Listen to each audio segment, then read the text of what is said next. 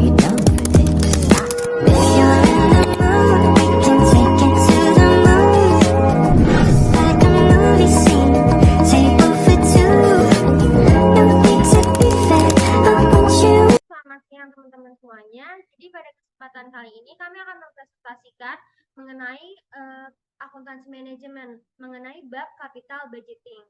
Nah, kami dari kelompok 6. Sebelumnya perkenalkan, nama saya Regina Budiawan. Nama saya Jose Longfarian. Saya Birgita Isabel. Saya Angel Lydia. Nah, yang pertama itu capital budgeting. Nah, capital budgeting itu sama dengan capital investment, yaitu proses yang melibatkan perencanaan, penetapan tujuan dan prioritas, pengaturan pembiayaan, serta penggunaan kriteria tertentu untuk memilih aset jangka panjang yang mana yang akan kita pilih. Lalu keputusan tersebut sangat penting karena menempatkan sumber daya dengan jumlah yang besar, lalu beresiko untuk jangka waktu yang lama dan mempengaruhi perkembangan perusahaan di masa yang akan datang. Lalu keputusan yang kita pilih kalau jika keputusan itu buruk dapat menyebabkan kerugian yang besar. Nah, selanjutnya mengenai kategori model capital budgeting. Model capital budgeting ada dua. Yang pertama itu non-discounting, yang kedua itu discounting. Nah, non-discounting itu dia itu mengabaikan nilai waktu dari uang.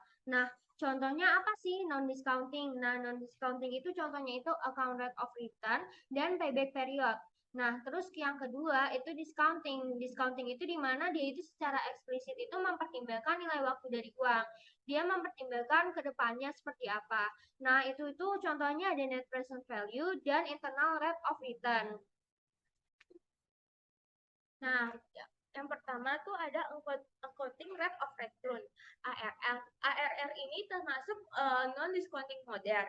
ARR juga disebut dengan tingkat pengembalian akuntansi. Tingkat pengembalian akuntansi itu mengukur pada pengembalian suatu proyek yang berfokus pada pendapatan operasional bersih daripada alus kas proyek. Nah, pendapatan rata-rata suatu proyek itu didapatkan dari dengan menjumlahkan pendapatan setiap tahun dibagi dengan investasi awal suatu proyek. Nah, untuk rumus ARR sendiri itu adalah average income dibagi investasi awal. Nah, ini adalah contoh soalnya. Asumsikan bahwa suatu investasi awal itu memerlukan pengeluaran sebesar $300.000 tanpa nilai sisa dan jangka waktu investasi adalah 5 tahun dengan alus kas tahunan, yaitu tahun pertama 90.000, tahun kedua 90.000, tahun ketiga 120.000, tahun keempat 90.000 dan tahun kelima 150.000 dalam bentuk mata uang dolar. Nah, hitunglah pendapatan tahunan untuk masing-masing 5 tahun. Nah, yang pertama itu kita mencari beban penyusutan tahunan, yaitu menggunakan rumus investasi awal dikurang nilai sisa dibagi dengan jangka waktu investasi. Maka investasi awalnya itu adalah $300.000 dikurang nilai sisanya 0 dibagi investasi jangka waktunya adalah 5 tahun sehingga didapatkan $60.000.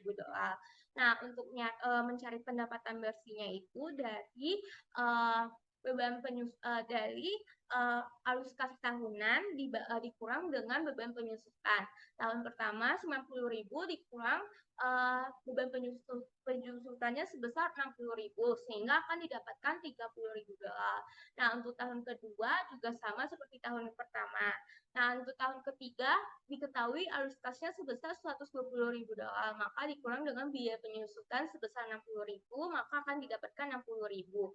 Nah, untuk tahun keempat itu seperti tahun pertama dan tahun kedua. Nah, tahun kelima itu alus kasnya 150.000 dikurang penyusutan 60.000 akan didapatkan 90.000. Nah, untuk yang kedua adalah hitunglah tingkat pengembalian akuntansi ARR. Nah, kita di sini tuh mencari total net income 5 tahun yaitu $240.000. Nah, $240.000 ini didapatkan dari penjumlahan tahun pertama hingga tahun kelima. 30 ditambah 30 ditambah 60 ditambah 30 ditambah 90 sehingga total net income-nya adalah 240. Nah, untuk average net income-nya itu dari total net income dibagi jangka waktu investasi. Nah, kita ketahui di total net income itu tadi 240 dibagi sama jangka waktunya 5 sehingga akan didapatkan 48.000. Nah, untuk mencari ARR-nya sendiri itu kita udah tahu kan rumus sebelumnya itu first income dibagi investasi awal. Nah, kita udah ketahui nih first income-nya itu 48.000. Nah, investasi awalnya itu sebesar 300.000. Sehingga 48.000 dibagi 300.000 akan didapatkan 0,16 atau sebesar 16% untuk ARR-nya.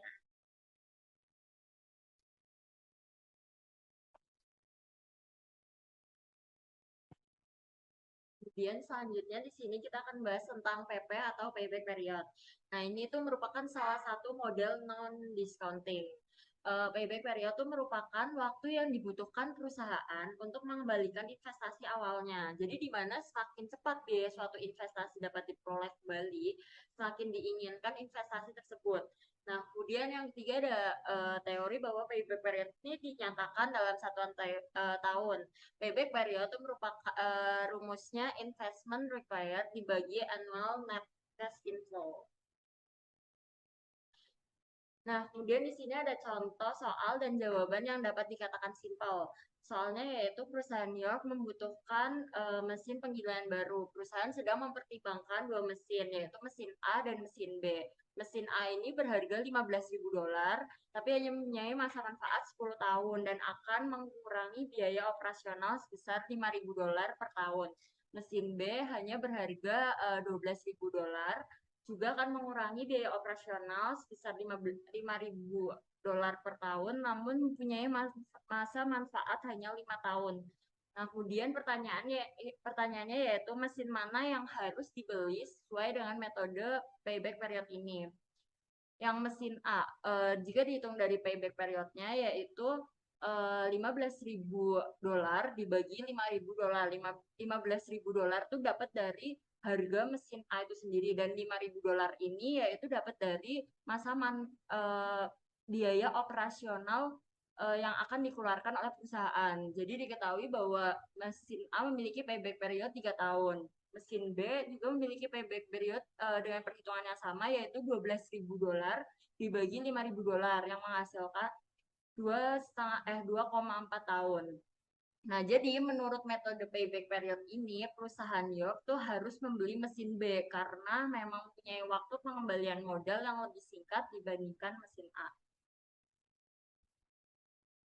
Nah, kemudian ada evaluasi kekurangan dan kelebihan dari penggunaan payback period ini. Kelebihannya yaitu dapat digunakan sebagai alat penyaringan untuk membantu menjawab pertanyaan, haruskah saya mempertimbangkan proposal ini lebih lanjut? Jadi, jika suatu proposal tidak memberikan pengembalian dalam jangka waktu yang tertentu, maka mungkin tidak perlu mempertimbangkan lebih lanjut investasi tersebut gitu. Kemudian kekurangannya yaitu metode PP ini hanya mengukur profitabilitas suatu investasi. Jadi contohnya kayak di kasus soal perusahaan New York, di mana ia tuh harus membeli mesin 2 kali ketika memutuskan untuk memilih mesin B karena masa manfaatnya tuh lebih pendek daripada mesin A. Kemudian contoh soal dan jawaban yang kedua yaitu tentang penggantian peralatan. Ini dapat dikatakan soal lumayan rumit. Jadi soalnya yaitu beberapa mesin penjual otomatis di salah satu taman memberikan pendapatan yang sangat kecil. Nah, sehingga perusahaan ini mau menggantikan peralatan tersebut dengan peralatan baru, yaitu peralatan untuk mengeluarkan es krim lembut. Nah, kemudian peralatan tersebut tuh akan berharga $80.000 dan memiliki masa manfaat 8 tahun tanpa nilai sisa. Nah, mesin penjual otomatis dapat dijual dengan nilai sisa $5.000. Jadi pertanyaannya itu perusahaan tidak akan membeli peralatan jika periode pengembaliannya 3 tahun atau kurang. Jadi akankah dispenser es krim tersebut itu memenuhi periode pengembalian kurang dari 3 tahun tersebut atau enggak? Nah, kemudian di sini ada pendapatan dan biaya tambahan yang terkait dengan penjualan es krim. Yang pertama yaitu kita di sini bakal mengetahui contribution marginnya yaitu ada $60.000 dan total fixed expense-nya itu ada $40.000. yang akan menghasilkan net operating income-nya yaitu $20.000, di mana contribution margin dikurangi total fixed expense. Nah, kemudian di sini ada jawaban dari yang pertama, yaitu kita harus mencari dulu arus kas masuk bersih tahunannya untuk perusahaan tersebut. Nah, itu didapat dari pendapatan operasional bersih ditambahin sama pengurangan non tunai untuk penyusutan yang akan menghasilkan arus kas masuknya yaitu $30.000. Kemudian berapa sih investasi yang diperluin untuk membeli peralatan baru tersebut? Jadi itu dapat dicari dengan biaya peralatan baru dikurangin sama nilai sisa peralatan lama yaitu 5.000. Jadi diperlukan investasinya $75.000. Nah, kemudian untuk mencari payback periodnya sendiri itu dapat rumusnya tadi kan udah diketahui bahwa di investment required dibagi annual net cash inflow yang dimana $75.000 yaitu investasi yang diperlukan untuk mengeluarkan peralatan tersebut dibagi sama arus kas masuk bersih tahunan perusahaan itu yaitu $30.000 yang akan menghasilkan payback periodnya yaitu 2,5 tahun. Nah, jadi karena peralatan es krim ini memiliki periode pengembalian kurang dari 3 tahun, dapat disimpulkan bahwa persyaratan pengembalian perusahaan itu telah terpenuhi sehingga peralatan es krim ini dapat dicoba oleh perusahaan untuk menggantikan mesin yang lama. Nah, selanjutnya kita akan membahas mengenai net present value. Nah, net present value merupakan ini tuh dari discounting model, di mana NPV ini adalah perbedaan nilai sekarang dari arus kas masuk dan arus kas keluar yang terkait dengan sebuah proyek, dengan suatu proyek. Nah, apa aja sih sebelumnya yang harus kita ketahui mengenai NPV? Nah, yang pertama kita harus ngerti dulu mana yang namanya arus kas masuk dan mana yang namanya arus kas keluar. Nah, arus kas keluar itu cash outflow itu ada yang pertama itu initial investment. Itu tuh merupakan investasi awal. Nah, di investasi awal itu termasuk juga kayak biaya instalasi. Nah, yang kedua itu dia ada increase working capital need. Itu merupakan peningkatan hubungan kebutuhan modal kerja. Yang ketiga itu ada repair and maintenance, merupakan pemeliharaan dan perbaikan. Terus yang keempat itu ada incremental operating cost, itu merupakan tambahan biaya operasi. Nah, selanjutnya itu yang kedua itu ada dari arus kas masuk. Nah, yang menjadi arus kas masuk itu adalah dia itu yang pertama itu tambahan pendapatan, yang kedua itu adalah pengurangan biaya, yang ketiga itu adalah nilai sisa, yang keempat itu adalah release of working capital atau yang biasa kita sebut dengan pelepasan modal kerja. Nah, untuk mengerjakan NPV sendiri ini sebenarnya banyak cara. Nah, kita akan menggunakan di sini ada dua rumus. Bisa menggunakan NPV sama dengan total aliran kas bersih dikali PV factor, atau menggunakan rumus yang satu lagi. Rumus yang satu lagi itu memang agak sulit untuk dikerjakan. Nah, sebenarnya NPV itu gunanya apa sih? Sebenarnya dia itu menilai apakah investasi tersebut akan menghasilkan keuntungan atau dia malah ngebalikin kita menghasilkannya kerugian. Nah, apakah kita bisa nolak atau enggak? Nah, selanjutnya kita akan mengetahui dulu nih, gimana sih kalau misalnya NPV yang layak sama yang enggak layak. Kalau misalnya NPV-nya lebih besar dari 0, dia itu proyeknya diterima. Kalau NPV-nya lebih kecil dari 0, dia itu proyeknya ditolak. Kalau NPV-nya sama dengan 0, dia itu memiliki proyek mempunyai peluang untuk diterima. Tetapi investasi yang dilakukan itu tidak memberikan imbal hasil. Jadi hasilnya 0. Nah, selanjutnya mengenai contoh soal net present value. Nah, di sini itu ada PTC. Dia itu berencana untuk menjual produk baru, yaitu produk X. Produk X ini membutuhkan mesin baru senilai 320.000. Di mana mesin baru itu tuh menjadi kas keluar. Kas keluarnya di tahun pertama karena dia membutuhkannya di awal. Kas keluar di tahun 0 karena dia membutuhkannya di awal, bukan di tahun pertama maupun sampai tahun kelima. Nah, dia itu memiliki umur ekonomis 5 tahun. Setelah 5 tahun, mesin itu dapat dijual dengan harga 40.000. Selain mesin itu, ada PTC juga memperkirakan pengeluaran tambahan untuk working capital terkait proyek ini. Nah, investasi working capital diperoleh kembali di akhir proyek. Nah, selanjutnya produk ini diperkirakan menciptakan kas 300.000 per tahun. Nah, kas 300.000 per tahun ini adalah kasnya itu untuk kas masuk. Jadi kita taruh di kas masuk nantinya 300.000. Nah, PV faktor ini PV faktor ini nantinya kita akan mengetahui dari tabel lagi. Kalau yang untuk PV faktor. Nah, untuk yang kas yang dibayarkan operasional sebesar 180.000 per tahun, yaitu merupakan kas keluar di tahun 1 sampai tahun 5. Nah, selanjutnya untuk kas bersih, nantinya kas bersih itu didapat dari mana? Kas bersih itu didapat nantinya dari kas masuk dikurangin sama kas keluar. Nah, contoh yang di kas masuk tahun 0, dia kas masuknya 0, kas keluarnya 320.000. Maka kas bersihnya dia itu minus 320.000.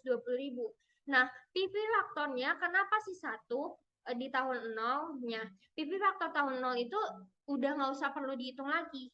Karena udah pasti 1, karena kita nanti mau ngubahnya ke depannya itu tahun 1 sampai 5 menggunakan tabel. Nah, untuk dari nilai sekarang itu nantinya kita akan mengalihkan dari kas bersih dikali dengan PV vektor. Nah, menghasilkan nilai sekarang. Nah, untuk cara pengerjaan ke bawahnya sama seperti tahun 0, tapi bedanya kalau di sini kas masuknya ada angkanya. Nah, terus tabelnya itu dari tabel present value. Tabel ini. Nah, contoh tadi kan di soal dia ada tingkat bunganya 12%. Maka yang dilihat tingkat bunga 12% ini di tahun pertama.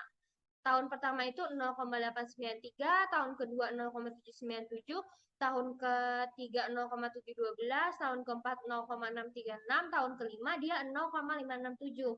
Nah, itu tuh nanti akan dipindahnya ke PV factor. Nah, selanjutnya untuk hasil ini, hasil NPV ini dapatlah dia 135.271. Nah, hasil NPV itu dia itu memiliki arti. Jadi kalau misalnya NPV-nya itu dia positif, dia itu menandakan bahwa proyek investasi ini akan menghasilkan keuntungan walaupun mungkin jangkanya bisa jangka pendek atau jangka panjang, tapi dia akan menghasilkan keuntungan itu bagi perusahaan. Tetapi kalau misalnya NPV-nya negatif, dia itu memiliki arti bahwa dia itu akan menghasilkan kerugian bagi perusahaan. Nah, maka dari itu kalau misalnya kita lihat di sini itu dia itu memiliki NPV-nya 135.271. Berarti NPV-nya itu dia itu positif. Berarti dia ke depannya itu akan menghasilkan keuntungan bagi perusahaan sebesar 135.271, tapi dia itu nggak tahu jangkanya jangka pendek atau jangka panjang.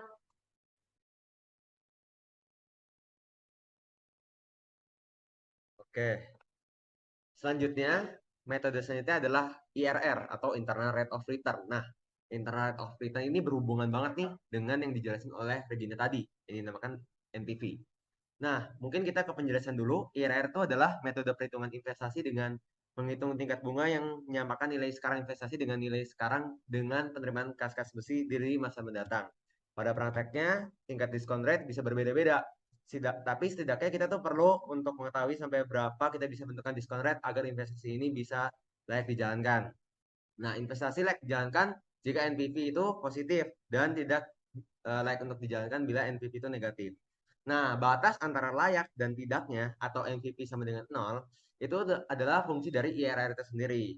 Nah, kita tuh harus nyari nih antara positif dan negatifnya nih menggunakan IRR. Nah, besaran yang menyatakan bahwa NPV sama dengan 0 ini adalah IRR. Nah, misalnya kalau IRR itu 12% dan IRR itu 10%, maka layak investasi ini untuk dijalankan. Nah, ini rumus dari IRR. IRR ada rumusnya itu ada dua. Itu yang pertama tuh investment sama dengan cash flow dikali discount factor. Terus ini rumus persamaan aja. Jadi discount factor sama dengan investment bagi cash flow. Nah, ini contoh soalnya dari IRR.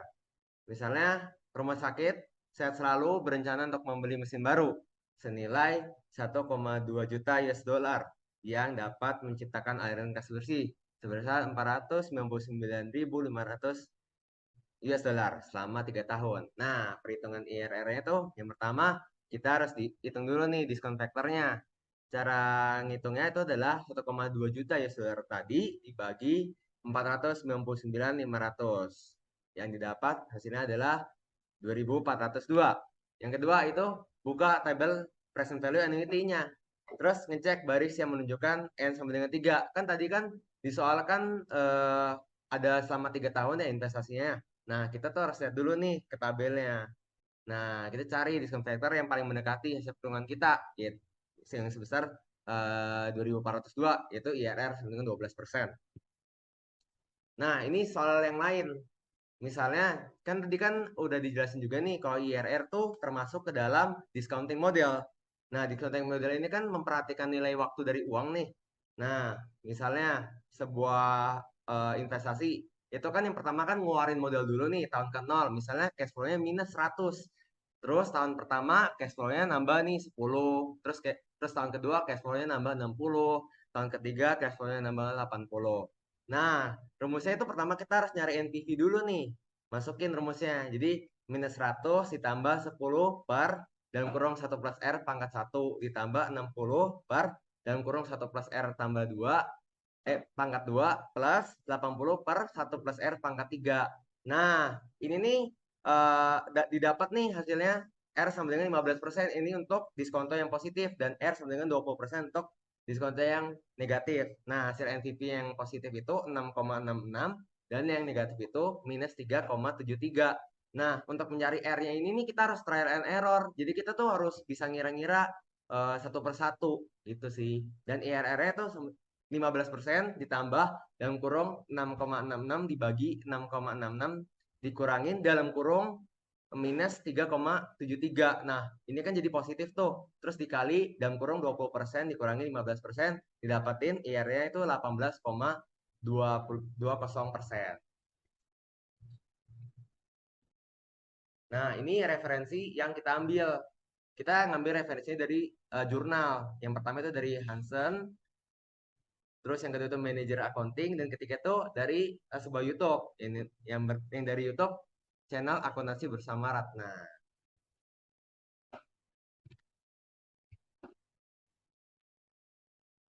Sekian presentasi dari kelompok kami. Terima kasih. Terima kasih. Oh, you